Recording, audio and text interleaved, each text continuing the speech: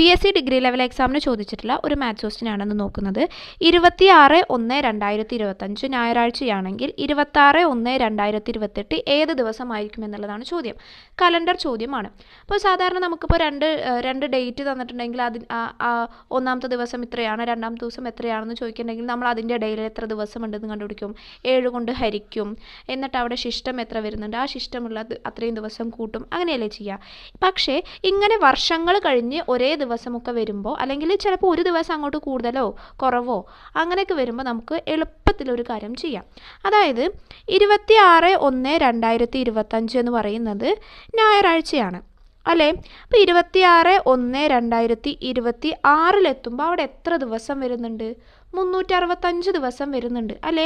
ഇത് 2025 leap year ഒന്നും അല്ല, അതുകൊണ്ട് ഫെബ്രുവരിയിൽ 29 ദിവസമല്ല, 26ക്ക് എത്തുമ്പോൾ എത്ര ദിവസം? കറക്റ്റ് 365 ദിവസം ഉണ്ടാവും.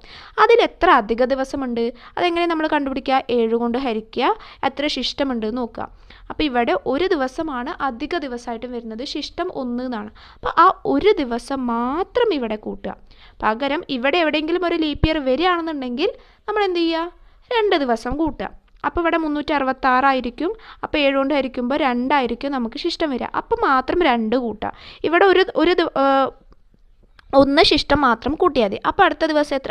അതായത് 26/1/2026 എന്ന് പറയുന്നത് തിങ്കളായിരിക്കും. അതേപോലെ 26/1/2027 എന്ന് പറയുന്നത് ഏതായിരിക്കും? ചൊവ്വയായിരിക്കും. ഇതേപോലെ തന്നെ ഇനി നമുക്ക് കാണേണ്ടത് 26/1/2028 ആണ്. 2028 ലീപ്പ് ഇയർ ആണ്. പക്ഷേ ലീപ്പ് ഇയർക്ക് ജനുവരി വരെ ഇവിടെ എത്തിയിട്ടുള്ളൂ, ഫെബ്രുവരിക്കൊന്നും കടന്നിട്ടില്ല. അപ്പോൾ ഒരു ദിവസം നമുക്ക് അധികം കൂട്ടേണ്ട ആവശ്യമില്ലല്ലോ. ഇല്ല. അപ്പോൾ ഇവിടെ ഏത് ദിവസമാണ് ഒരു ദിവസം കൂട്ടുക? ബുധൻ എന്ന് വന്നു. ഇനി അപ്പോൾ നമ്മുടെ ഇവിടുത്തെ ഉത്തരം എന്ന് പറയുന്നത് ഓപ്ഷൻ സി ബുധൻ. ഇനിയിപ്പോൾ 26/1/2029 ആണ് ചോദിച്ചിരുന്നെങ്കിൽ ഇവിടെ 28 മുതൽ 29 വരെ നോക്കുമ്പോൾ ഇവിടെ ഇതിൻ്റെ ഇടയിൽ എന്തുണ്ട്? 2028 ഫെബ്രുവരിയിൽ 29 ദിവസം വരും. അപ്പോൾ ഇവിടെ 366 ദിവസമായിരിക്കും ഈ 2 ഡേറ്റിന് ഇടയിൽ വരിക. അപ്പോൾ ഇവിടെ 2 അധിക ദിവസം വരും. അപ്പോൾ ഇവിടെ ബുധൻ കഴിഞ്ഞ് വ്യാഴമായിരിക്കില്ല വരിക, വ്യാഴം കഴിഞ്ഞ് വെള്ളി ആയിരിക്കും ഇവിടെ ഉത്തരം വരിക. ഇതൊന്ന് എക്സ്ട്രാ പോയിന്റ് ആയിട്ട് പറഞ്ഞു എന്നേ ഉള്ളൂ.